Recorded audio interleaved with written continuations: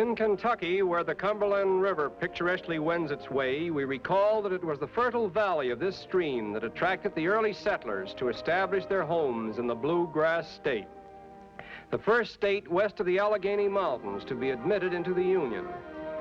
This historic river rises in southeastern Kentucky and flows for about 700 miles before it empties into the Ohio River, and among its scenic vicissitudes, none is more picturesque than Cumberland Falls.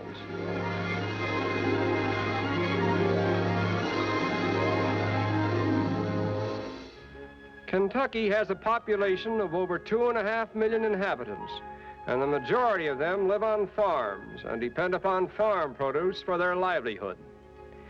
One of the most famous landmarks in the state is Fort Harrod at Harrodsburg, a pioneer stronghold which provided the earliest white settlers with refuge and protection from the Indians. This quaint structure is a duplicate of the original. In an old burial ground near the fort lie the mortal remains of the first white child born in Kentucky, as well as many of the courageous pioneers who gave their lives in defense of their families during the Indian Wars.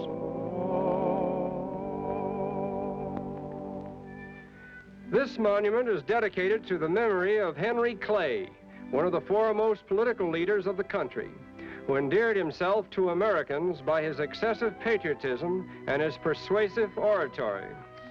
Even before Clay's activity in Kentucky, Daniel Boone, famous for his courage and ability as an Indian fighter, marked the wilderness trail through the Cumberland Gap, and his grave today is one of the noted shrines of the bluegrass state. Perhaps the most famous landmarks in the state of Kentucky are the little log cabin at Bardstown, the duplicate of the one in which Stephen Collins Foster composed his immortal song, My Old Kentucky Home, and the home itself, which stands nearby. It was while visiting relatives here that Foster was inspired to compose his masterpiece, which now associates itself with every old homestead in Kentucky. Weep no more, my lady. Oh, weep no more today. We will sing one song for my old Kentucky home, for my old Kentucky home far away. Although Stephen Foster was not a Southerner by birth, his immortal songs were inspired by the Old South and its colored folks. Oh, I hear the gentle voices calling old Black Joe. The breeding of thoroughbred horses is a tradition in the state of Kentucky, and almost from the time the average child is able to walk, he is taught to ride a horse. It is not unusual, therefore, to find entire families literally born to the saddle.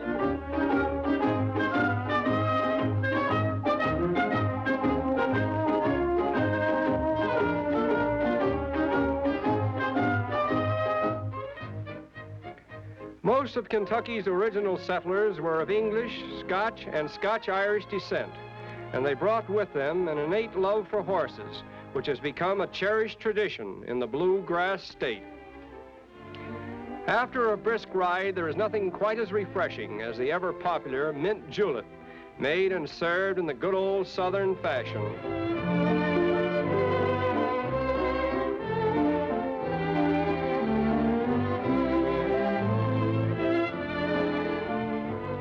In the picturesque paddocks of Kentucky, one may see an interesting variety of horses, standard bred and thoroughbred.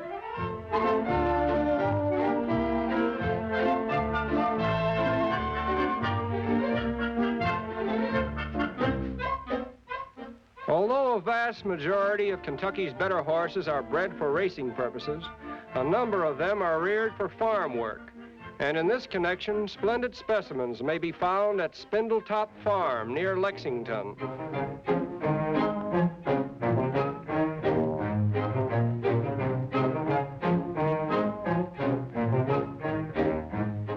These famous Percherons were regarded as the finest examples of their species in North America.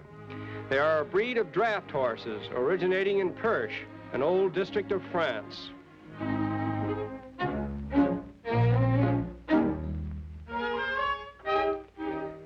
In interesting contrast with this huge Percheron is the fascinating trotter who still holds a conspicuous place on the racetracks of Kentucky.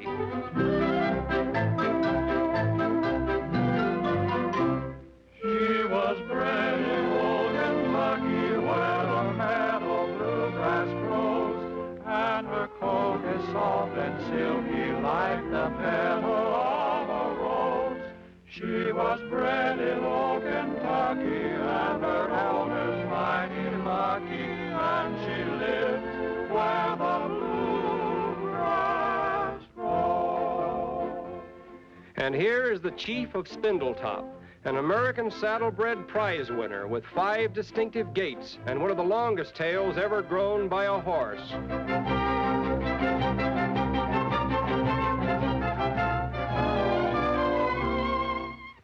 On Faraway Farm, we see the colts of the Wonder Horse, Man o' War, who has been a great success in the breeding paddocks as a sire of many of the champions on the tracks today.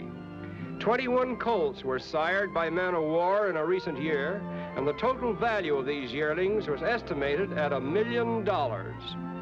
And now let us meet Man o' War himself. Affectionately known as Big Red, this famous horse in his day was proclaimed as the greatest that ever ran on American turf, and many track records were shattered by him. In Kentucky, great horses, like great men, are revered after death as they were during life. And among the graves of famous horses at Elmendorf Farm, we find those of Fair Play and Mahuba, father and mother of the great Man o' War. Overlooking these graves is the statue of Fair Play, a fitting symbol of Kentucky's regard for its famous horses and the traditions of the turf.